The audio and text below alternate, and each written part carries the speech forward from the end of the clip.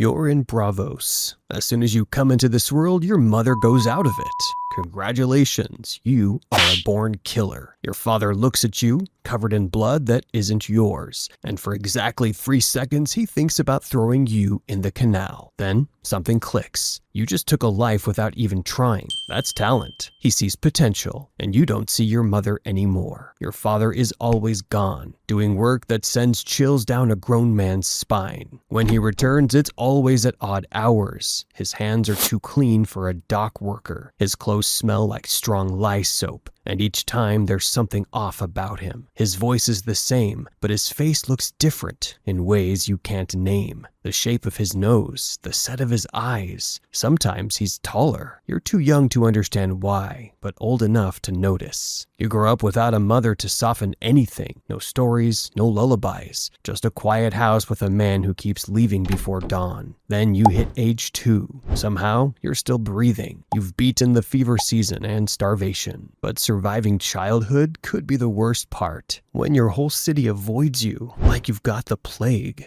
Nobody brings you food. Nobody invites you to festivals. Someone throws a rock through your window with a note that just says, "Cursed." By age 4, you start noticing the whispers. People don't just avoid your house. They make the sign of prayer when they walk past it. Kids stop playing when you show up. Mothers clutch their children. A priest makes a warding gesture you don't recognize yet, but you'll learn it means Death Walker. Your father finally explains it simply. People fear what keeps the city running, and he's what keeps it running. One day you slip out. You follow the canals to a building that looks plain and dangerous. One door is black, one door is white. People line up without speaking. Some are sick. Some look finished with life and just need permission for the body to follow. A hooded man moves down the line with a cup. An old woman drinks and crumples like she's been waiting for permission. The figure turns. You find out it's your father's face under the hood. That night, you corner him. He pulls off his gloves. His fingers are scarred in small exact places. He tells you the truth in one clean cut. He serves the many-faced God. In the house of black and white, death is called a gift. People who are done living come to the house of black and white. They drink, they sleep forever. That's the public service. The private service costs more. Someone pays, he goes out. Someone stops breathing. The city needs both. He didn't choose this work. The house chose him. And now it's choosing you. He presses an iron coin into your palm, worn smooth by other hands. He teaches you the words that open doors and shut your mouth. Valar morgulis, valar doheres. All men must die, and all men must serve.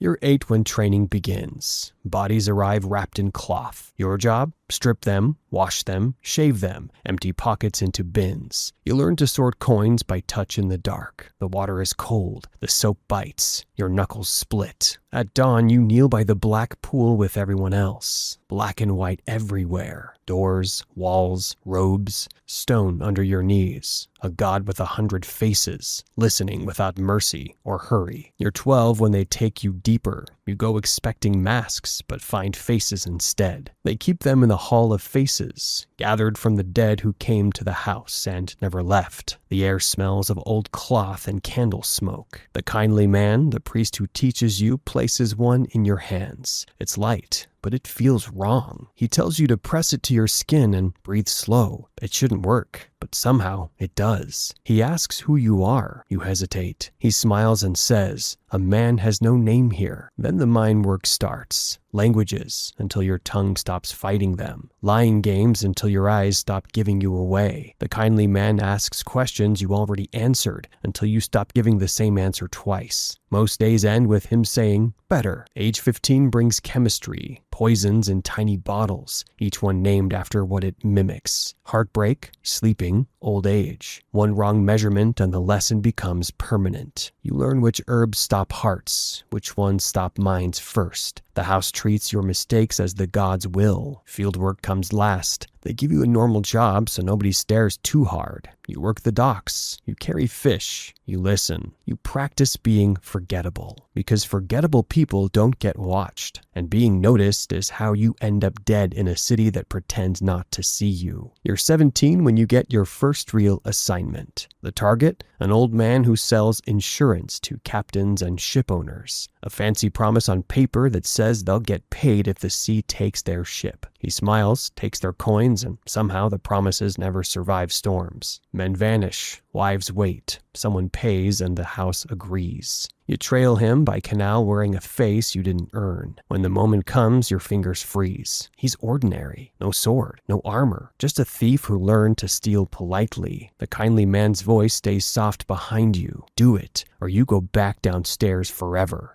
So, you do it, but not the loud way. You slip a poisoned coin into a client's purse and wait, because you've watched the old man work. He bites coins to test them, like greed needs dental confirmation. Today, the money bites back. By morning, he's coughing like his chest is trying to escape him. By midday, he's gone. The body is carried toward the black and white doors. The house receives another gift. You don't sleep well that night. Years pass and you get good at it. People stop talking when you enter rooms. Innkeepers stop asking questions. Men apologize too fast, like manners can buy protection. You perfect the art of being forgettable, which is harder than it sounds because maintaining completely average requires consistent effort. The nightmares still show up. Sometimes it's the underground rooms and you're washing the same hands again and again. Sometimes it's faces in the dark whispering your old name, trying to crawl back into your skull. The house tells you to stack the guilt neatly and call it duty. It gets you moving.